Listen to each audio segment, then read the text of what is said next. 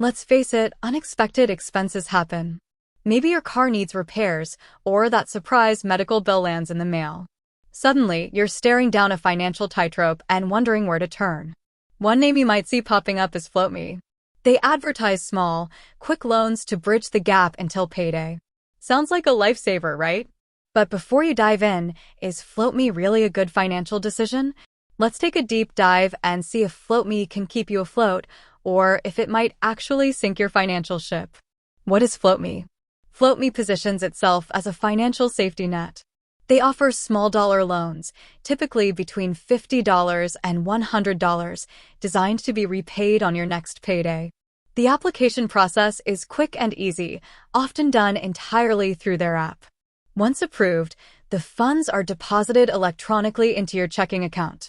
Seems convenient, but there's a catch, and a big one: fees. Unlike traditional banks or credit unions, floatme doesn't charge interest. Instead, they levy a flat fee on each loan. This fee can vary depending on the loan amount and your location, but it typically falls somewhere between 15% and 30% of the loan amount. So, let's do some quick math. Say you borrow $100 with a 25% fee. That means you'll need to repay $125 on your next payday. Doesn't sound too bad on the surface, right? Well, consider this. If you borrow $100 every other week to cover expenses, you're essentially paying an additional $650 a year in fees alone. That's a hefty chunk of change, especially when you consider the borrower facing this scenario likely needs that money in the first place. The alternatives to floatme.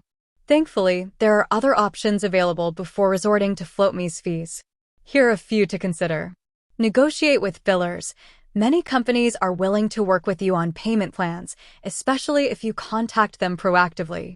Explain your situation and see if they can offer an extension or split the payment into smaller installments. Sell unused items. We all have stuff lying around the house we don't use anymore.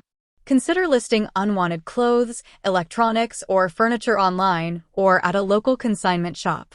You can turn clutter into quick cash. Side hustle. The gig economy is booming. Look into freelance work, online tutoring, or even pet sitting. Dedicating a few extra hours a week can bring in some much-needed income. Emergency fund. This is the holy grail of personal finance. Having a small emergency fund set aside can be a lifesaver in these situations. Even setting aside a little bit each paycheck can make a big difference down the road. The bottom line. While floatme can seem like a quick fix, the fees can quickly spiral out of control. It's a better option to explore other avenues like negotiating with creditors, finding a side hustle, or building an emergency fund. Remember, avoiding those high fees can save you hundreds, even thousands of dollars in the long run. With that said, thanks for watching, and until next time.